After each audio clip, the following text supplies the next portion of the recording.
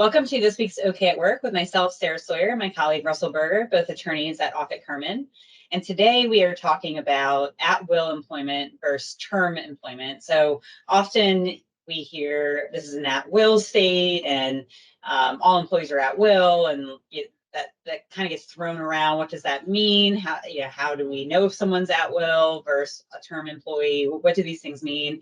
And a lot of states are just the default is that an employee is at will unless an employer and the employee agree otherwise, which at will means that they can be terminated for any reason or no reason, as long as it's not a wrongful reason. But what are some things that employers need to think about as it relates to at will employment, Russell? Yeah, so the first thing is, and even though at will is generally the default setting, whenever we write agreements, we always go out of our way to remind everyone that it's still at will employment. And just because we're creating a restrictive covenant or a bonus plan or whatever the document is, it's still at will employment. So we always want to make sure that when we do things vis-a-vis employees, we're making clear that at will employment is still the case. And part of the reason we do that is because it doesn't take much to accidentally create term employment. Term employment is the opposite of at will, which is the employee is employed for a specific term of time. So you could have a 1-year deal, a 2-year deal, what have you, or until a certain event occurs type deal. And so when we draft agreements, we're always conscious of the fact that, well, if we say, this is the bonus plan for 2023, are we accidentally somehow inferring that this person's going to be here for all of 2023? We want to make sure that's not the case. We're not accidentally stepping into that. So let's make clear and add language that says this is still at will employment. But it's not, it goes beyond the agreements where these issues can occur.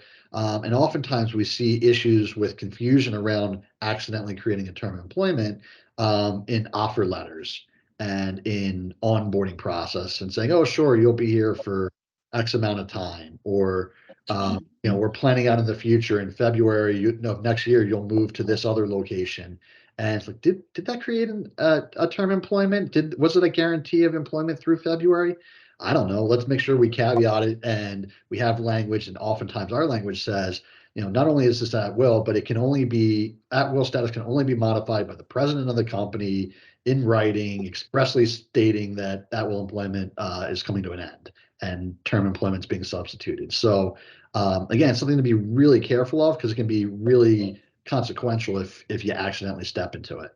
Yeah, and where this comes up is when you're ready to get rid of the employee, right? So if you've got to terminate them for some reason or, lay them off or whatever might be happening, and then all of a sudden you realize that you need to give them notice because you have created a term or there is some kind of ambiguity here. So it really can limit the employer and open them up to potential, recourse from the employee if they decide to terminate them and just say, hey, today's your last day, we're terminating you today.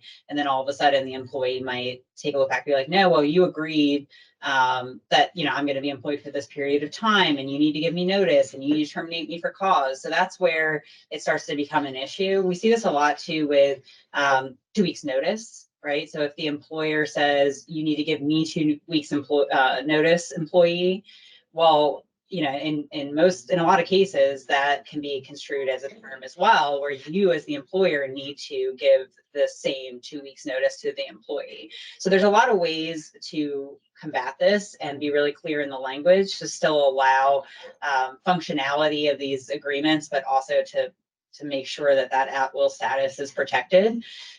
With the 2 weeks notice, for instance, asking for the 2 weeks notice instead of demanding the 2 weeks notice and maybe tying it to a PTO payout, or there's a lot of different mechanisms to do that.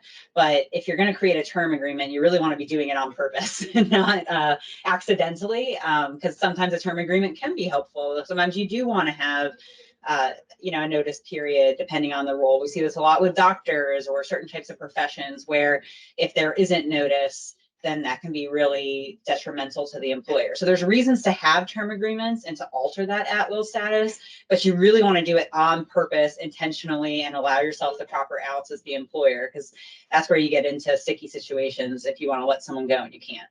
Right. And if you do create the term employment and you're doing so intentionally, there's a whole bunch of other language that goes along with that around for cause termination and ways to get out faster than whatever the term is. Because, if you say you're going to employ someone for 6 months, you fire them after the first month without cause, you might owe them for another 5 months worth of compensation.